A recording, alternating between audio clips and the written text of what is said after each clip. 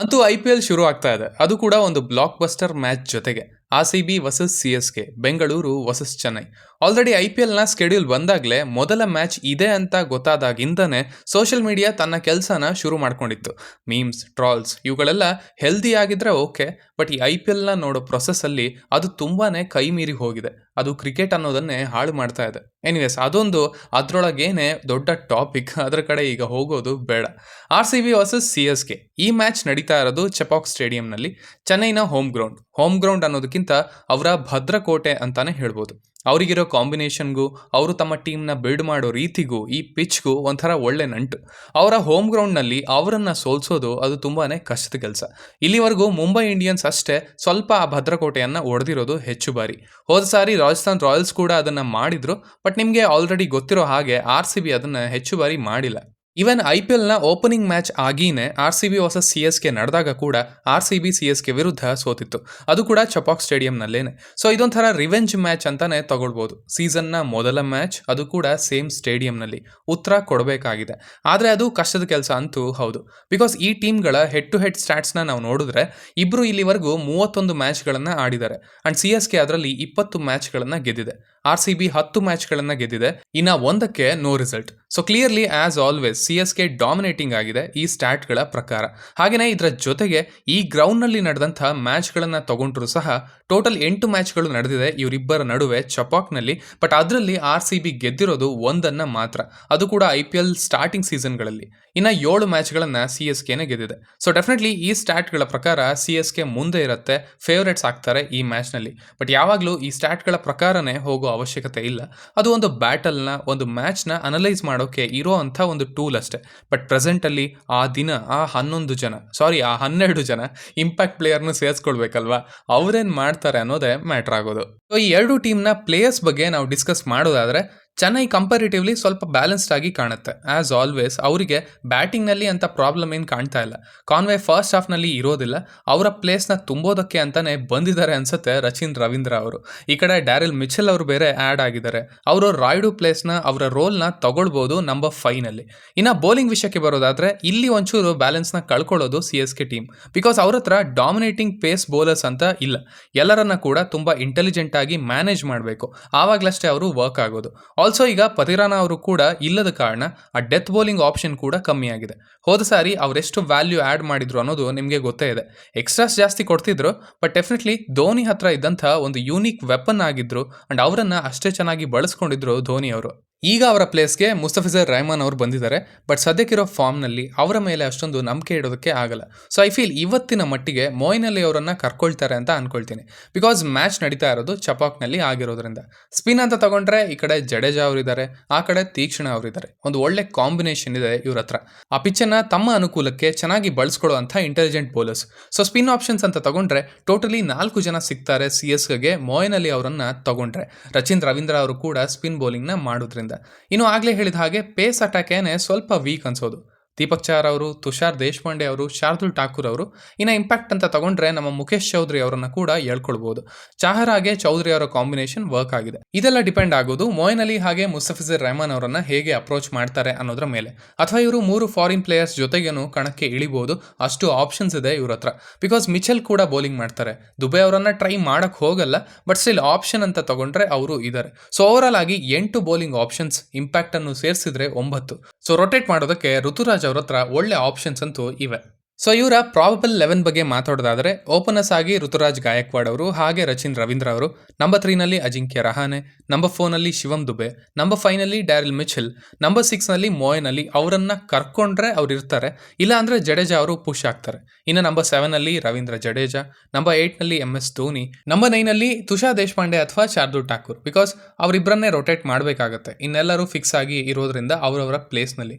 Number 10ನಲ್ಲಿ Deepak Chahar, number 11ನಲ್ಲಿ ಮಹೇಶ್ ತೀಕ್ಷಣ, ಇನ್ನು ಇಂಪ್ಯಾಕ್ಟ್ ಪ್ಲೇಯರ್ ಆಗಿ ಮುಖೇಶ್ ಚೌಧರಿ ಅವರು. ಸೊ ಇಷ್ಟು ಸದ್ಯದ ಮಟ್ಟಿಗೆ ಈ ಮ್ಯಾಚ್ನಲ್ಲಿ ಇವರ ಪ್ರಾಬಬಲ್ 11 ಅಂತ ಅನ್ಕೊಳ್ತೀನಿ. ಇದರಲ್ಲಿ ಮೊಯಿನ್ ಅಲಿ ಅವರ ಒಂದು ಪ್ಲೇಸ್ ಚೇಂಜ್ ಆಗಬಹುದು, ಆಗದೇನೂ ಇರಬಹುದು. ಇನ್ನು ಈಗ RCB ಆಸ್ ಆಲ್ವೇಸ್ ಬ್ಯಾಟಿಂಗ್ನಲ್ಲಿ ಅವರು ಬಲಿಷ್ಠವಾಗಿದ್ದಾರೆ. ಈಗ ಕ್ಯಾಮ್ರನ್ ಗ್ರೀನ್ ಕೂಡ ಆ್ಯಡ್ ಆಗಿರೋದ್ರಿಂದ ಇವರ ಬ್ಯಾಟಿಂಗ್ ಬಗ್ಗೆ ಮಾತಾಡೋ ಹಾಗೆ ಇಲ್ಲ. ಎಲ್ಲ ಡಿಪೆಂಡ್ ಆಗಿರೋದು ಇವರ ಮೇಲೇ. ಆ 5 ಜನ ಪ್ರತಿಯೊಬ್ಬರು ಕೂಡ ಮ್ಯಾಚ್ ವಿನ್ನರ್ಸ್. ಆದರೆ ಪರ್ಟಿಕ್ಯುಲರ್ಲಿ ಇವತ್ತಿನ ಮ್ಯಾಚಲ್ಲಿ ಮ್ಯಾಟರ್ ಆಗೋದು ಮ್ಯಾಕ್ಸ್ವೆಲ್. ನೀವು ಸ್ಟ್ಯಾಟ್ಸ್ ಅಂತ ತಗೊಂಡ್ರೆ ಈ ಪಿಚ್ಚಲ್ಲಿ ವಿರಾಟ್ ಕೊಹ್ಲಿ ಹಾಗೆ ಫಾಫ್ ಅವರು ಸ್ವಲ್ಪ ಕಷ್ಟಪಟ್ಟಿದ್ದಾರೆ, ಸ್ವಲ್ಪ ಸ್ಟ್ರಗಲ್ ಮಾಡಿದ್ದಾರೆ. ಆವರೇಜ್ ಕೂಡ ಕಮ್ಮಿ ಇದೆ ಇಬ್ಬರದ್ದು. ಬಟ್ ಇಲ್ಲಿ ಮಿಂಚಿರೋದು ಮ್ಯಾಕ್ಸ್ವೆಲ್ ಅವರು. ಆಲ್ಸೋ ಸ್ಪಿನ್ನರ್ಸ್ ವಿರುದ್ಧ ಅವರದ್ದು ಡಾಮಿನೇಟಿಂಗ್ ಆಟ, ಯಾರು ಮ್ಯಾಟ್ರ್ ಆಗಲ್ಲ ಆ ಲೆವೆಲ್ಗೆ ರುಬ್ತಿರ್ತಾರೆ. ಸೊ ಅವರು ಇಲ್ಲಿ ಮಿಂಚೋದು ಮುಖ್ಯ ಆಗುತ್ತೆ. ಅಕಸ್ಮಾತ್ ಮುಂಚೆ ಏನಾದರೂ ತೊಂದರೆ ಆದರೆ ಬ್ಯಾಟಿಂಗ್ನಲ್ಲಿ. ಹಾಗೆಯೇ ಅವರು ಬೌಲಿಂಗ್ನ ಕೂಡ ಮಾಡ್ತಾರೆ. ಅಂಡ್ ಈ ಪಿಚ್ ಸ್ಪಿನ್ ಫ್ರೆಂಡ್ಲಿ ಇರೋದ್ರಿಂದ ಆಸ್ ಅನ್ ಆಲ್ರೌಂಡರ್ ಕೂಡ ಅವರು ತುಂಬಾನೇ ಮುಖ್ಯ ಈ ಮ್ಯಾಚ್ನಲ್ಲಿ. ಇನ್ನು RCBಯ ವೀಕೆಸ್ಟ್ ಪಾಯಿಂಟ್ ಅಂತ ತಗೊಂಡ್ರೆ ಅದು ಫಿನಿಷರ್ಸ್ ಹಾಗೆ bowling, specially spin bowling. Number 5 Maxwell ಅಥವಾ ಗ್ರೀನ್ ಆದಮೇಲೆ ಅವರು ಯಾರನ್ನೂ ನಂಬೋ ಹಾಗಿಲ್ಲ.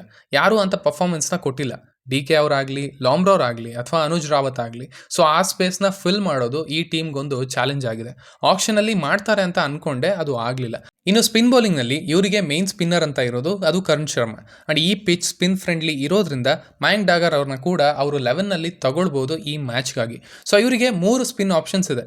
ಲಾಮ್ಲರ್ ಅವರು ಕೂಡ ಮಾಡ್ತಾರೆ, ಬಟ್ ಅವರನ್ನು ಕನ್ಸಿಡರ್ ಮಾಡೋಕ್ಕಾಗಲ್ಲ. ಇನ್ನು ಪೇಸ್ ಅಟ್ಯಾಕ್ನಲ್ಲಿ ನಮ್ಮ ಮಿಯಾ ಭಾಯ್ ಸಿರಾಜ್ ಅವರೇ ಇವರಿಗಿರೋ ಬೆಸ್ಟ್ ಬೌಲರ್. ಅವರು ಡೆತ್ತಲ್ಲಿ ಕೂಡ ಮಾಡಬೇಕಾಗಿ ಬರುತ್ತೆ, ಬಿಕಾಸ್ ಅಂಥ ಬೆಸ್ಟ್ ಆಪ್ಷನ್ ಇಲ್ಲಿ ಯಾರೂ ಇಲ್ಲದ ಕಾರಣ ಅವರಿಗೆ. ಇನ್ನು ಇವರ ಜೊತೆ ಅಲ್ಜರಿ ಜೋಸೆಫ್ ಇದ್ದಾರೆ, ಫರ್ಗ್ಯೂಸನ್ ಇದ್ದಾರೆ, ಹಾಗೆ ರೀಸ್ ಟಾಪ್ಲಿ ಕೂಡ ಇದ್ದಾರೆ. ಕಂಪ್ಯಾರಿಟಿವ್ಲಿ ಇವತ್ತಿಗೆ ರೀಸ್ ಟಾಪ್ಲಿ ಬೆಟರ್ ಅಂತ ಅನ್ಕೊಳ್ತೀನಿ. ವೇರಿಯೇಷನ್ಸ್ ಇದೆ ಅಂಡ್ ಸ್ವಲ್ಪ ಸ್ಲೋ ಬಾಲ್ಸ್ ವರ್ಕ್ ಆಗುತ್ತೆ ಚಪಾಕ್ನಲ್ಲಿ. ಸೊ ಎಕ್ಸ್ಪ್ರೆಸ್ ಬೌಲರ್ಸ್ಗಿಂತ ವೇರಿಯೇಷನ್ಸ್ ಇರೋರು ಸ್ವಲ್ಪ ಹೆಚ್ಚಿಗೆ ಇಂಪ್ಯಾಕ್ಟ್ ಮಾಡೋ ಸಾಧ್ಯತೆ ಇರುತ್ತೆ ಈ ಮ್ಯಾಚಲ್ಲಿ. ಹಾಗೆಯೇ ಕ್ಯಾಮ್ರನ್ ಗ್ರೀನ್ ಕೂಡ ಇದ್ದಾರೆ ಇವ್ರಿಗೆ ಆಪ್ಷನ್ ಆಗಿ.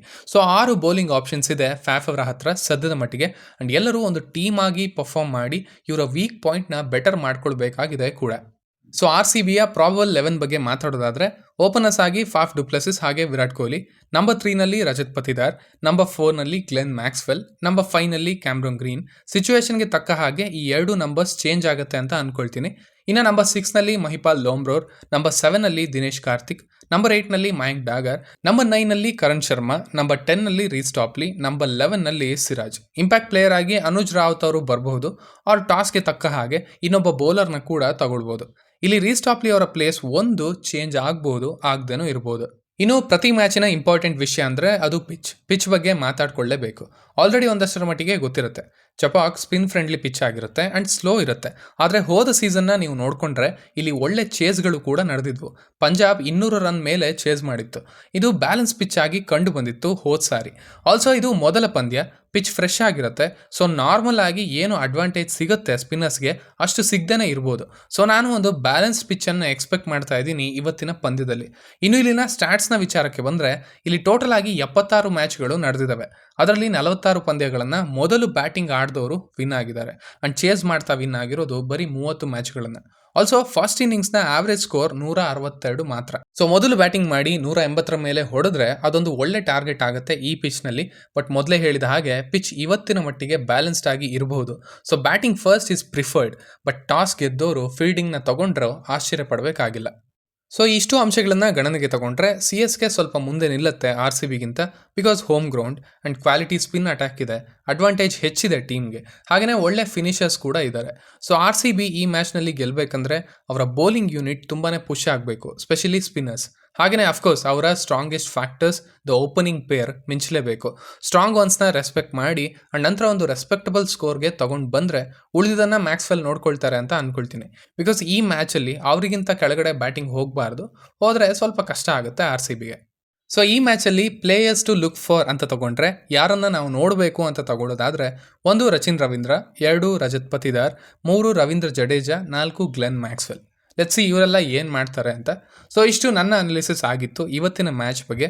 ಇನ್ನು ನಿಮ್ಗೇನು ಅನಿಸುತ್ತೆ ಅದನ್ನು ಖಂಡಿತ ಕೆಳಗಡೆ ತಿಳಿಸಿ.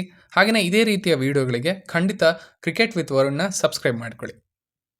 ಆ್ಯಸ್ ಯೂಶುವಲ್ ಸಿಗ್ತಾ ಇರೋಣ.